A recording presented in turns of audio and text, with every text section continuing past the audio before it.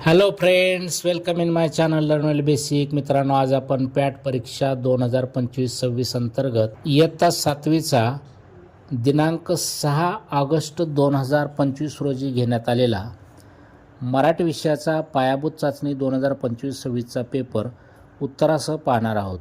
विद्यार्थी मित्रांनो, इयत्ता 5वी ते 10वीचे विविध शैक्षणिक व्हिडिओज पाहण्यासाठी या चॅनलला नक्की सबस्क्राईब करा. तर सुरू करूयात. सुरुवातीला आहे तोंडी चाचणी. प्रश्न पहिला, खालील परिच्छेदाचे प्रकट वाचन करा. या ठिकाणी दिलेला परिच्छेद तुम्ही वाचायचा आहे. तोंडी स्वरूपाचा प्रश्न आहे हा. या प्रश्नाचं उत्तर तोंडी स्वरूपात द्यायचं आहे आपल्याला. प्रकट वाचन करायचं दिलेल्या परिच्छेदाचं. 5 मार्कासाठी हा प्रश्न आहे. प्रश्न दुसरा, खालील उतारा वाचून विचारलेल्या प्रश्नांची उत्तरे सांग म्हटलंय. या पण प्रश्नाला 5 गुण आहेत. एक उतारा दिलेला आहे, तो उतारा तुम्ही वाचू शकता. त्याखालच्या प्रश्नांची उत्तरे तुम्हाला तोंडी द्यायची आहेत. त्यातला प्रश्न पहिला, परमवीर चक्राचे डिझाईन कोणी केले आहे ते सांग. दुसरा, उतारामध्ये परमवीर चक्र या पदकावर परमवीर चक्र हे शब्द ज्या भाषेत कोरलेले आहेत त्या कोणत्याही एका भाषेचे नाव सांग. तिसरा प्रश्न, परमवीर चक्र कोणत्या धातूपासून बनवले जाते ते सांग. प्रश्न चौथा, परमवीर चक्र या पदकाची कोणतीही 2 वैशिष्ट्ये सांग. तर या प्रश्नाची उत्तरं तुम्ही तोंडी स्वरूपात द्यायची आहेत उतारा वाचून. आता पाहूया लेखी चाचणी. प्रश्न तिसरा, खालील सूचनेनुसार कृती कर. त्यातला कंसातील आवाजदर्शक शब्द योग्य त्या चित्रापुढे लिही म्हटले. कंसात दिलेत गडगडाट, किलबिलाट, खणखणाट. आता पहिलं जे चित्र आहे ते नाणे आहेत, त्यामुळं नाण्याचा आवाज काय येईल? खणखणाट. दुसरं चित्र आहे ते पक्षी आहेत, त्यामुळं पक्षाचा आवाज येईल किलबिलाट. तिसरं चित्र दिलं आहे ते ढगाचं आहे, पाऊस पडतोय ढगापासून, त्यामुळे त्याचा आवाज येणार आहे गडगडाट असा. तू बस स्थानकावर ऐकलेल्या कोणत्याही 3 सूचना लिही. आता ह्या प्रश्नाचं उत्तर प्रत्येकाचं वेगळं असू शकतं. उदाहरणादाखल मी उत्तर लिहिलं पहा. पहिली सूचना, चोर व खिसे कापूपासून सावध राहा. दुसरी सूचना, बस स्थानक परिसराची स्वच्छता ठेवा. तिसरी सूचना, अनोळखी व्यक्तीकडून वस्तू किंवा खाद्यपदार्थ घेऊ नका. आणि चौथी सूचना, आपल्याजवळ असलेल्या मौल्यवान वस्तूंची काळजी घ्या. प्रश्न चौथा, खालील चित्राचे निरीक्षण कर व वृक्षारोपण कार्यक्रमाविषयी तुझ्या मित्राला किंवा मैत्रिणीला कोणते 5 प्रश्न विचारशील ते लिही म्हटले. आता याही प्रश्नाचं उत्तर प्रत्येकाचं वेगळं असू शकतं. इथं वृक्षारोपणाचं एक चित्र दिले आणि या कार्यक्रमाविषयी कोणते प्रश्न तुम्ही विचाराल असं विचारलेलं आहे. तर उदाहरणादाखल मी लिहिलं उत्तर पहा. पहिलं, मुलांना रोपे लावण्यासाठी कोण सूचना देत आहे? प्रश्न दुसरा, शिक्षकांच्या हातात काय आहे? प्रश्न तिसरा, रोपे लावण्यासाठी तयार केलेल्या जमिनीचे किंवा मातीचे स्वरूप सांगा. प्रश्न चौथा, वृक्षारोपणात एकूण किती मुलांनी सहभाग घेतला आहे? प्रश्न पाचवा, वृक्षारोपण करण्याच्या कार्यक्रमातील रोपे कशी आहेत? आता प्रश्न 5वा पहा. खालील अपूर्ण गोष्ट पूर्ण कर व योग्य शीर्षक दे म्हटलेलं आहे. या ठिकाणी अपूर्ण गोष्ट दिलेली आहे. एका गावात गंगा नावाची आजी राहत होती. तिला फक्त एक नातलग, ती म्हणजे यमुना. गंगा आजीची गाय, तिचे यमुनेवर खूप प्रेम होते. एक दिवस आजी झोपेतून उठली, गोट्यात गेली, बघते तर गोट्यात यमुना नाही. आता या प्रश्नाचं प्रत्येकाचं उत्तर वेगळं असू शकतं. तुम्ही ते स्वतःच्या शब्दात लिहू शकता. प्रश्न 6वा, खालील शब्द व त्याचे अर्थ यांच्या योग्य जोड्या जुळवून पुन्हा लिही म्हटले. आता इथं योग्य जोड्या अशा पद्धतीने येतील पहा. झाकले माणिक म्हणजे काय? तर साधा पण गुणी मनुष्य. दुसरा, गळ्यातला ताईत म्हणजे अतिशय प्रिय. तिसरा, उंबराचे फूल म्हणजे क्वचित भेटणारी व्यक्ती. चौथा, एरंडाचे गुऱ्हाळ म्हणजे काय? तर कंटाळवाणे भाषण करणे. त्यानंतर प्रश्न 7वा पहा. खालील चित्रे व कलांची नावे यांच्या योग्य जोड्या जुळव. तर पहिलं येईल कृषिकला, दुसरं येईल चित्रकला, तिसरं नृत्यकला, चौथं वास्तुकला आणि पाचवं येईल हस्तकला. प्रश्न 8वा पहा. खालील सूचना फलकाचे वाचन करून विचारलेल्या प्रश्नांची उत्तरे लिही. हा 4 गुणासाठी प्रश्न आहे.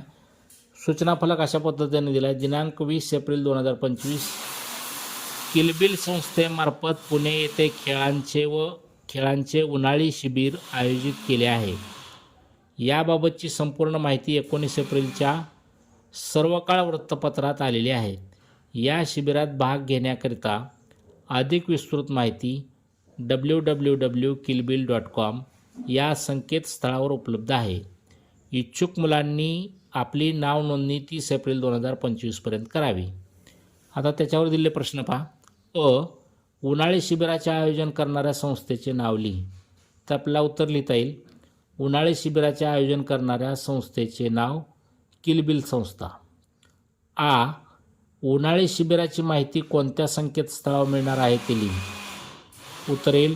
उन्हाळी शिबिराची माहिती www.kilbil.com या संकेतस्थळावर मिळणार आहे.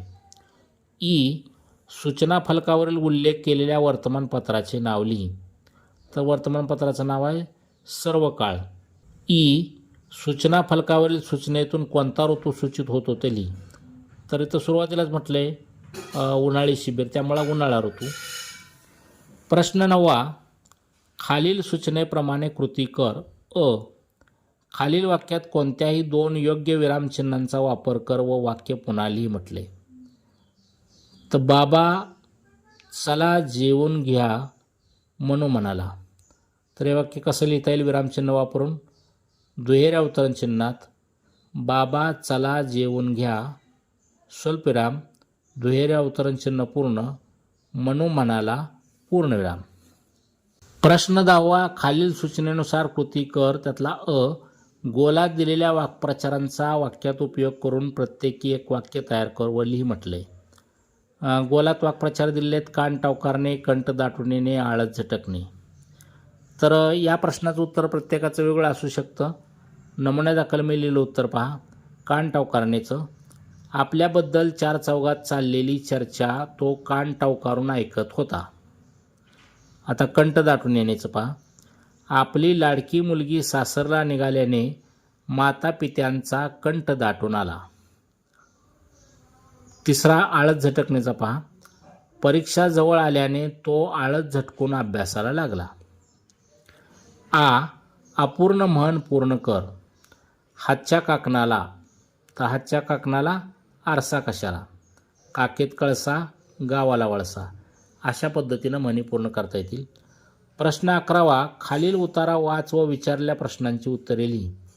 आता इथं दिलेला उतारा तुम्ही वाचू शकता. त्याखालचे प्रश्न पाहू आपण. उतार्यात आलेल्या प्राण्यांची घरे.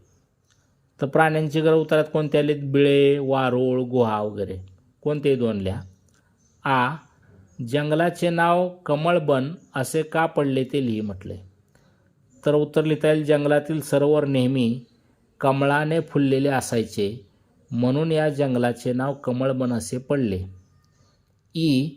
हरणाच्या कुटुंबाला झाडाच्या मागून कोणाचे डोळे चमकताना दिसले ते लिही म्हटले. तर उत्तर लिहिता येईल वाघाचे. प्रश्न 12वा. तुझ्या परिसरातील भाजी किंवा फळ विक्रेत्याचे शब्दचित्र पुढील मुद्द्यांच्या आधारे 6 ते 8 वाक्यात लिही म्हटले. कंसात मुद्दे दिलेत. पेहराव, बोलण्याची लकब, स्वभाव इत्यादी. तर आपल्याला शब्दचित्र लिहायचं आहे फळ किंवा भाजी विक्रेत्याचं. त्यामुळे या प्रश्नाचं उत्तर प्रत्येकाचं वेगळं असू शकतं. उदाहरणादाखल मी लिहिलेलं पहा. रामू नावाचा भाजी विक्रेता आमच्या परिसरात भाजी विकायचा. पायात विजार, अंगावर मोकळा ढाकळा सदरा, डोक्यावर टोपी असा त्याचा मराठमोळा पेहराव असायचा. सकाळी सकाळी ताजी भाजी घेऊन गल्लीतून तो ताजी मेथीची भाजी, कोथिंबीर, वांग, बटाटं एकदम स्वस्तात लावलंय अशी हाक देत फिरायचा. एकही शब्द तो हळू बोलायचा नाही. त्यामुळे त्याच्या भोवती भाजीसाठी नुसती झुंबड उडायची. त्याचा स्वभाव अतिशय मोकळा प्रेमळ होता. वरून रांगडा वाटत असला तरी तो खूप आपुलकीने बोलायचा. एखाद्या गिरायकाकडे पैसे नसले तर उधार द्यायचा. सुट्ट्या पैशासाठी त्याने कधीही किरकिर केलेली पाहिली नाही किंवा कोणाची फसवणूकही केली नाही. तो आपल्या व्यवसायाशी अतिशय प्रामाणिक होता. मी असं लिहिलेलं आहे. तुम्ही तुमच्या शब्दातही ते लिहू शकता. वेगवेगळं उत्तर असू शकतं. प्रश्न 13वा. खालील सूचनेप्रमाणे कृती कर. त्यातला अ. नामासाठी रिकाम्या जागी योग्य सर्वनाम लिही म्हटले. त्यातला आकडा 1. राधाने अभ्यास पूर्ण केला मग डॅश डॅश खेळायला गेली. तर त्या ठिकाणी ती हे सर्वनाम आपल्याला घ्यावे लागेल. राधाने अभ्यास पूर्ण केला मग ती खेळायला गेली. प्रश्न 2. रमेश, सुनीता व मी बागेत गेलो डॅश डॅश खूप मजा केली. तर त्या ठिकाणी आम्ही हे सर्वनाम घ्यावं लागेल. रमेश, सुनीता व मी बागेत गेलो आम्ही खूप मजा केली. पहा. खालील वाक्यातील विशेषण व विशेषणाचा प्रकार ओळख व लिही म्हटले. झाडाला गोड फळे लागली आहेत. यातलं विशेषण आहे गोड आणि विशेषणाचा प्रकार आहे गुणविशेषण. खालील वाक्याचा काळ लिही म्हटले. गेल्या महिन्यात महाराष्ट्रात सगळीकडे खूप पाऊस पडला. तर या वाक्याचा काळ आहे भूतकाळ. तेव्हा विद्यार्थी मित्रांनो, असे इयत्ता 5वी ते 10वीचे विविध शैक्षणिक व्हिडिओज पाहण्यासाठी या चॅनलला नक्की सबस्क्राईब करा.